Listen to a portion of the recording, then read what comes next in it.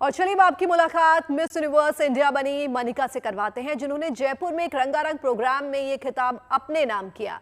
जब miss Universe India का ताज अपने नाम करने के बाद वे थाईलैंड में आयोजित होने वाले 74वें मिस यूनिवर्स प्रतियोगिता में भारत का प्रतिनिधित्व करती नजर आएंगी, जो इस साल के आखिरी में आयोजित होने वाले हैं। मनिका विश्वकर्मा पेशे से मॉडल हैं और राजस्थान के गंगानगर की रहने वाली हैं। मनिका इस समय दिल्ली यूनिवर्सिटी से पॉलिटिकल साइंस और इकोनॉमिक्स में फाइनल ईयर की स्टूडेंट है। पढ़ाई के साथ साथ उन्होंने पेजेंट्री की तैयारियों को जारी रखा और पिछले साल मिस यूनिवर्स राजस्थान का खिताब जीता। इस कामयाबी के बाद उनसे बात की हमारी संवाददाता रिदम जैन ने। सभी लोग जानना चाहते हैं कि इस टाइम पे जब आप खुद को रिप्रेजेंट कर रही थी, राजस्थान को रिप्रेजेंट कर रही थी इस मंच पे जहाँ पे 48 लड़कियाँ थी, तो वो जर्नी कैसी रही? उस टाइम पे क्या फीलिंग थी? आई थिंक इतनी कमाल की फीलिंग थी बिकॉज फर्स्ट ऑफ ऑल तो मिस यूनिवर्स इंडिया राजस्थान में for the second time in a row हो रहा है and I was Miss Rajasthan last year. तो मुझे ये कल्चर, हमारा ट्रेडिशन सबके साथ शेयर करने का एक बहुत ही अच्छा चांस मिला and this year again it was there. So this time I was not just participating and thankfully when I won I felt that I made Rajasthan proud. मुझे राजस्थान को गर्वित करने का चांस मिला and I feel so good about it, I can't tell you. आपकी सोच को और आपके सपनों को वो गंगानगर की मिट्टी और दिल्ली के माहौल ने कैसे एक आकार दिया? आई थिंक ये दोनों ही सिटीज़ इतनी ज़्यादा अलग हैं when we look at them.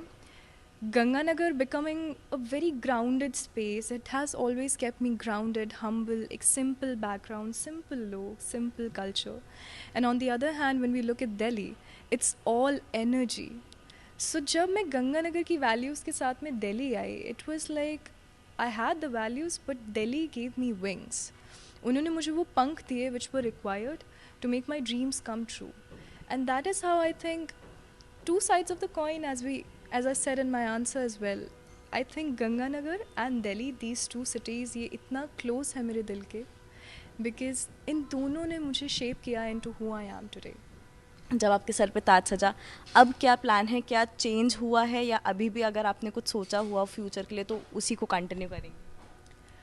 Well, जब मैं मिस यूनिवर्स के बारे में बात करती हूँ, इवन इन पर्सनल इंटरव्यू मुझे एक क्वेश्चन पूछा गया था कि is Miss Universe just a way या pageants just a way to Bollywood, कि क्या हम सिर्फ पैजेंट्स में बॉलीवुड की वजह से आते हैं? एंड आई सेड दिस कि नहीं, it's not just limited to that, it's about the character जो आप सारी ज़िंदगी अदा करते हैं। When we look at any of the Miss Universes, whether it is Sushmita Sen, whether it is Lara Dutta, they took a break from acting as well in the middle, although that is their profession. So I believe when I talk about my plans, right now, as of now, I want to make India proud on that global stage. But apart from that, I want to do everything जिससे मैं हर किसी को inspire कर पाऊँ and उनको एक चीज़ दिखा पाऊँ कि we are not just limited to a commercial aspect of it. There is also an emotional and advocacy aspect to it. And that is one thing that I want to show the world. So at 16, I just wanted to be a part of it.